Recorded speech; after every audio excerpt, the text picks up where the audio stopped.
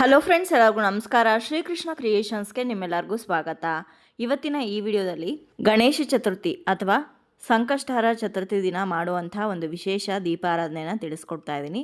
ಇದನ್ನು ಪಂಚಮುಖಿ ದೀಪಾರಾಧನೆ ಅಂತ ಕೂಡ ಕರಿಬೋದು. ಎಕ್ಕದ ಎಲೆ ಮೇಲೆ ಹಚ್ಚುವಂತಹ ದೀಪ ಇದು ತುಂಬಾ ಶ್ರೇಷ್ಠವಾದಂಥದ್ದು. ಈ ದೀಪವನ್ನು ಹಚ್ಚೋದ್ರಿಂದ ನಿಮ್ಮ ಮನಸ್ಸಿನಲ್ಲಿ ಇರುವಂಥ ಎಲ್ಲ ಇಷ್ಟಗಳು ಹಾಗೆ ಯಾವುದೇ ಸಂಕಲ್ಪವನ್ನು ಇಟ್ಕೊಂಡು ಈ ದೀಪವನ್ನು ಹಚ್ಚಿದ್ರೆ ಆ ಸಂಕಲ್ಪಗಳು ತುಂಬಾ ಬೇಗ ನೆರವೇರುತ್ತೆ ಅಂತಲೂ ಕೂಡ ಹೇಳ್ತಾರೆ. ಹಾಗಾದರೆ ಈ ದೀಪವನ್ನು ಯಾವ ರೀತಿ ಹಚ್ಚಬೇಕು, ಹಾಗೆ ಪಾಲಿಸಬೇಕಾದಂತಹ ನಿಯಮಗಳು ಯಾವುದ್ಯಾವುದು ಅನ್ನೋದೆಲ್ಲದನ್ನು ಕೂಡ ಇವತ್ತಿನ ಈ ವಿಡಿಯೋದಲ್ಲಿ ತಿಳಿಸ್ಕೊಡ್ತಾ ಇದ್ದೀನಿ. ಹಾಗಾದರೆ ಬನ್ನಿ ವಿಡಿಯೋನ ಶುರು ಮಾಡೋಣ. ಮೊದಲನೇದಾಗಿ ಈ ಒಂದು ದೀಪವನ್ನು ಹಚ್ಚೋದಕ್ಕೆ 5 ಎಕ್ಕದ ಎಲೆಗಳು ಬೇಕಾಗತ್ತೆ.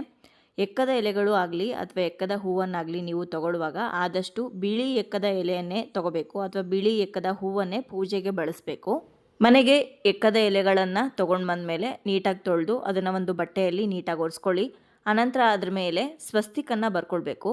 ಸ್ವಸ್ತಿಕನ್ನು ನೀವು ಅರ್ಶಿನವನ್ನು ಸ್ವಲ್ಪ ನೀರಿನಲ್ಲಿ ಮಿಕ್ಸ್ ಮಾಡಿ ಒಂದು ಪೇಸ್ಟ್ ಥರ ಮಾಡಿಕೊಂಡು ಅದರಿಂದನಾದರೂ ಬರಿಬೋದು, ಅಥವಾ ಗಂಧವನ್ನು ನೀರಿನಲ್ಲಿ ಮಿಕ್ಸ್ ಮಾಡಿಕೊಂಡು ಕೂಡ ನೀವು ಬರಿಬೋದು. ಗಂಧದ ಪೌಡರ್ ಆಗಲಿ ಅಥವಾ ಗಂಧದ ಟ್ಯಾಬ್ಲೆಟ್ ಸಿಗುತ್ತಲ್ಲ ಅದನ್ನಾಗಲಿ ಬಳಸ್ಬೋದು, ಅಥವಾ ಶುದ್ಧವಾಗಿರುವಂತಹ ಗಂಧವನ್ನು ತೆಗೆದು ಕೂಡ ನೀವು ಈ ರೀತಿ ಸ್ವಸ್ತಿಕನ್ನು ಬರಿಬೋದು. ಸ್ವಸ್ತಿಕನ್ನು ಬರೆದು ಆ ಸ್ವಸ್ತಿಗೆ ಅರ್ಶಿನ ಕುಂಕುಮ ಇಟ್ಟು ಅಲಂಕಾರವನ್ನು ಮಾಡ್ಕೊಳ್ಬೇಕು. ನೋಡಿ, ಈ ಎಲೆಗೆ ಯಾವ ರೀತಿ ಸ್ವಸ್ತಿಕ್ ಬರೆದಿದ್ದೀನೋ ಅದೇ ರೀತಿ 5 ಎಲೆಗಳಿಗೂ ಕೂಡ ಸ್ವಸ್ತಿಕ್ ಬರೆದು ಅರ್ಶಿನ ಕುಂಕುಮದಿಂದ ಅಲಂಕಾರ ಮಾಡಿ ಇಟ್ಕೊಂಡಿದ್ದೀನಿ. ಇವಾಗ ಒಂದು ತಟ್ಟೆ ತೊಗೋಬೇಕು. ಅದು ಬೆಳ್ಳಿದಾದರೂ ಪರವಾಗಿಲ್ಲ, ಹಿತ್ತಾಳೆ ತಾಮ್ರದಾದರೂ ಪರವಾಗಿಲ್ಲ. ಆ ತಟ್ಟೆ ತೊಗೊಂಡು ತಟ್ಟೆಯ ಮೇಲೆ 5 ಎಲೆಗಳನ್ನೂ ಕೂಡ ಈ ರೀತಿ ಸುತ್ತೂ ಕೂಡ ಅರೇಂಜ್ ಮಾಡ್ಕೊಳ್ಬೇಕಾಗತ್ತೆ. 5 ಎಲೆಗಳನ್ನ ಆ ತಟ್ಟೆಯ ಮೇಲೆ ಇಟ್ಕೊಂಡು ಅನಂತರ ಅದ್ರ ಮೇಲೆ ಸ್ವಲ್ಪ ಅಕ್ಷತೆಯನ್ನು ಹಾಕ್ಕೊಳ್ಬೇಕು. ಅಕ್ಷತೆ ಆದಷ್ಟು ಕೆಂಪು ಬಣ್ಣದ ಅಕ್ಷತೆ ಹಾಕಿದ್ರೆ ತುಂಬ ಒಳ್ಳೆಯದು. ಯಾಕಂದರೆ ಕೆಂಪು ಬಣ್ಣದ ಅಕ್ಷತೆ ಗಣಪತಿಗೆ ಅತ್ಯಂತ ಪ್ರಿಯವಾಗಿರುವಂಥದ್ದು. ಹಾಗಾಗಿ ಅಕ್ಷತೆಯನ್ನು ಆ ಮಧ್ಯಭಾಗಕ್ಕೆ ಸ್ವಲ್ಪ ಹಾಕಿ ಅನಂತರ 5 ಮುಖ ಇರುವಂಥ ದೀಪವನ್ನು ತಗೋಬೇಕು. ಮಣ್ಣಿಂದಾದರೂ ಪರವಾಗಿಲ್ಲ ಅಥವಾ ಹಿತ್ತಾಳೆದು 5 ಮುಖದ ದೀಪ ಸಿಗುತ್ತಲ್ಲ ಅದನ್ನು ಕೂಡ ನೀವು ಬಳಸ್ಬೋದು. 5 ಮುಖ ಇರುವಂಥ ದೀಪವನ್ನೇ ತಗೊಳ್ಬೇಕು. ಅನಂತರ ಆ ದೀಪನ ನೀಟಾಗಿ ತೊಳ್ಕೊಂಡು, ಹಳೇದಾದರೆ ತೊಳ್ಕೊಳ್ಳಿ, ಹೊಸದಾದರೂ ಕೂಡ ಒಂದು ಸಲ ತೊಳೆದು ಅದಕ್ಕೆ ಗಂಧ ಅರ್ಶಿನ ಕುಂಕುಮ ಇಟ್ಟು ಅಲಂಕಾರ ಮಾಡ್ಕೋಬೇಕು. ಈ ರೀತಿ ತಯಾರಾಗಿರುವಂಥ ದೀಪವನ್ನು ಎಲೆಗಳ ಮಧ್ಯದಲ್ಲಿ ಇಟ್ಟು ಆ ದೀಪಕ್ಕೆ ಎಣ್ಣೆಯನ್ನಾಗಲಿ ತುಪ್ಪವನ್ನಾಗಲಿ ಹಾಕಬೇಕು. ಇನ್ನು ಎಣ್ಣೆ ಹಾಕೋದಾದರೆ ಆದಷ್ಟು ಕೊಬ್ಬರಿ ಎಣ್ಣೆ ಹಾಕಿದ್ರೆ ತುಂಬ ಶ್ರೇಷ್ಠ ಅಂತ ಹೇಳ್ತಾರೆ. ಗಣಪತಿಗೆ ಕೊಬ್ಬರಿ ಎಣ್ಣೆಯಲ್ಲಿ ದೀಪ ಹಚ್ಚೋದು ಬಹಳ ವಿಶೇಷವಾದಂಥದ್ದು. ಇದ್ದರೆ ಹಾಕಿ, ಇಲ್ಲದೇ ಇದ್ದರೆ ನೀವು ನಾರ್ಮಲಾಗಿ ಯಾವುದು ದೀಪ ಹಚ್ಚೋದಕ್ಕೆ ಬಳಸ್ತೀರೋ ಅದೇ ಎಣ್ಣೆಯನ್ನು ಹಾಕ್ಬೋದು. ಅನಂತರ ಒಂದೊಂದು ಮುಖಕ್ಕೆ ಅಂದರೆ ಒಂದೊಂದು ಕಡೆಗೆ 2 ಬತ್ತಿಗಳನ್ನು ಜೋಡಿ ಮಾಡಿ ಹಾಕಿ ದೀಪವನ್ನು ಹಚ್ಚಬೇಕು. ದೀಪ ಹಚ್ಚೋದಕ್ಕೆ ಈ ರೀತಿ ತಯಾರು ಮಾಡ್ಕೊಂಡಿದ್ದ ನಂತರ ದೀಪವನ್ನು ಹೂಗಳಿಂದ ಅಲಂಕಾರ ಮಾಡಬೇಕಾಗತ್ತೆ.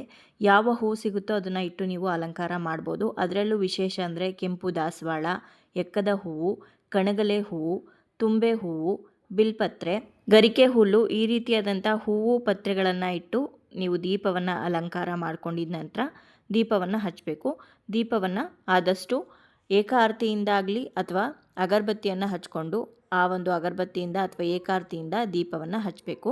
ದೀಪವನ್ನು ಹಚ್ಚುವಾಗ ಶುಭಂ ಕರೋತಿ ಕಲ್ಯಾಣಂ ಆರೋಗ್ಯಂ ಧನಸಂಪದಾಂ ಶತ್ರುಬುದ್ಧಿ ವಿನಾಶಾಯ ದೀಪಂ ಜ್ಯೋತಿ ನಮೋಸ್ತುತೆ ಅಂತ ಹೇಳಿಕೊಂಡು ದೀಪವನ್ನು ಹಚ್ಚಿ, ಹಾಗೆ ನೀವು ಈ ದೀಪವನ್ನು ಯಾತಕ್ಕೋಸ್ಕರ ಹಚ್ಚುತ್ತಾ ಇದ್ದೀರಾ ಅಂದರೆ ನಿಮ್ಮ ಮನಸ್ಸಿನಲ್ಲಿ ಯಾವುದಾದ್ರೂ ಆಸೆಗಳಿದ್ದರೆ, ಈ ಒಂದು ಕೆಲಸ ನೆರವೇರಬೇಕು ಅಂತ ಅಂದ್ಕೊಂಡಿದ್ರೆ ಆ ಒಂದು ಕೆಲಸ ನಿರ್ವಿಘ್ನವಾಗಿ ನೆರವೇರಲಿ ಅಂತ ಗಣಪತಿಯನ್ನು ಮನಸಾರೆ ಪ್ರಾರ್ಥನೆ ಮಾಡಿಕೊಂಡು ಈ ದೀಪವನ್ನು ಹಚ್ಚಿ, ದೀಪ ಹಚ್ಚಿದ ನಂತರ ದೀಪಕ್ಕೆ ಸ್ವಲ್ಪ ಅರ್ಶಿನ ಕುಂಕುಮ ಹಾಗೆ ಅಕ್ಷತೆಯನ್ನು ಅರ್ಪಿಸಿ ಅನಂತರ ದೀಪಕ್ಕೆ ಧೂಪವನ್ನು ತೋರಿಸ್ಬೇಕು. ಈ ರೀತಿಯಾಗಿ ಈ ದೀಪಾರಾಧನೆನ ಮಾಡಬೇಕಾಗತ್ತೆ.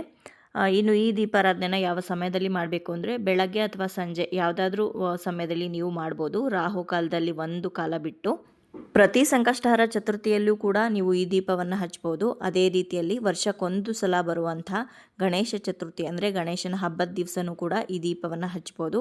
ಇನ್ನು ಅಂಗಾರಕ ಸಂಕಷ್ಟಹರ ಚತುರ್ಥಿ ದಿನ ಹಚ್ತೀವಿ ಅಂದರೆ ಅದು ಕೂಡ ತುಂಬಾ ವಿಶೇಷ, ಒಳ್ಳೆ ಫಲಗಳನ್ನು ನಿಮಗೆ ಕೊಡುತ್ತೆ. ದೀಪ ಎಲ್ಲ ತಣ್ಣಗಾದ ನಂತರ ಆ ಎಕ್ಕದ ಎಲೆಗಳನ್ನು ಯಾವುದಾದ್ರೂ ಒಂದು ಗಿಡದ ಕೆಳಗಡೆ ಹಾಕ್ಬಿಡಿ.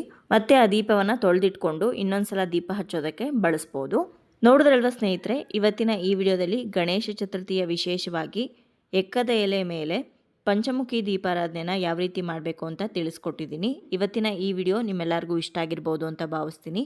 ಇಷ್ಟ ಆಗಿದ್ರೆ ಖಂಡಿತವಾಗ್ಲೂ ಲೈಕ್ ಮಾಡಿ, ಬೇರೆಯವ್ರಿಗೂ ಕೂಡ ಈ ವಿಡಿಯೋನ ಶೇರ್ ಮಾಡಿ, ಹಾಗೆ ನಿಮ್ಮ ಅನಿಸಿಕೆ ಅಭಿಪ್ರಾಯಗಳನ್ನ ಖಂಡಿತವಾಗ್ಲೂ ಕಮೆಂಟ್ ಮುಖಾಂತರ ತಿಳಿಸಿ. ಮತ್ತೊಂದು ಉಪಯುಕ್ತ ಪೂಜಾ ಮಾಹಿತಿಯೊಂದಿಗೆ ನಿಮ್ಮನ್ನ ಮತ್ತೆ ಭೇಟಿ ಆಗ್ತೀನಿ. ಅಲ್ಲಿಯವರೆಗೂ ಧನ್ಯವಾದಗಳು. ಲೋಕ ಸಮಸ್ತ ಸುಖಿನೋ ಭವಂತು.